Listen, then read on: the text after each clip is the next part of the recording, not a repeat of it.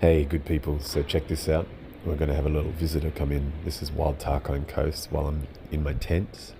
And in he comes. And snitches, that's a bit of crayfish that we'd eaten that day. We dived for crayfish. And this was the leftovers, so I stuck it out front of my tent, and in he comes.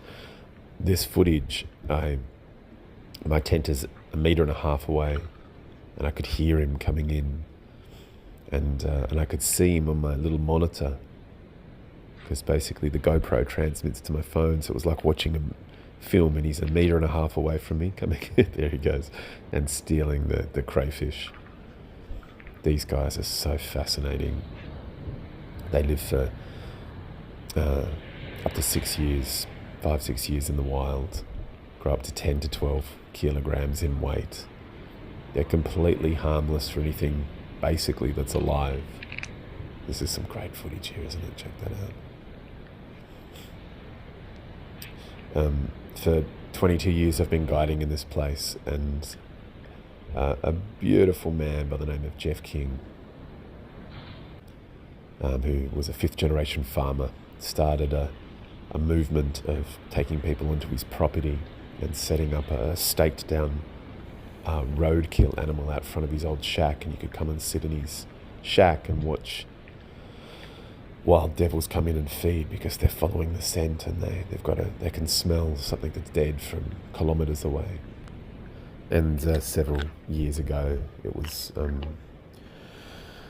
deeply saddening that Geoff passed away at his property up at Marrawah, and the legacy of the work that he's done with these animals, I'm carrying on the legacy of the work. But when I'm out there and I'm running trips, we'll do a drag if we find a dead animal, or we might drag some tuna or something.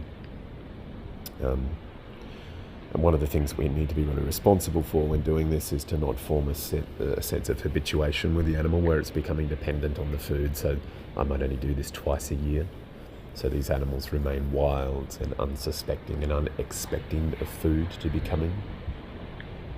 It's just one of the ethics that underpins this. This is a really interesting moment here. The devil makes a turn and then begins to eat like some of the moss. This is on the Tarkine coast, by the way. Like you can see here, begins to eat some. It pulls up some of the moss from the ground. Some of the moss, and maybe there's some sticks in there as well. It's really interesting, because I never stuck any of the crayfish over there, so I don't know exactly what he's doing, but I didn't notice that until I got home, so it's impossible to say exactly what he's eating. But in any case, I'm going to continue to do some video captures of animals when we're out there, a little bit of citizen science, so that we can check whether these animals have got any disease or whatever. It's an empowering thing for the community to keep a sense of guardianship of the animals we've got in the wild. I'll do some filming when I go out on the New Year's trip in the forest as well. Hope you enjoy. Ciao for now.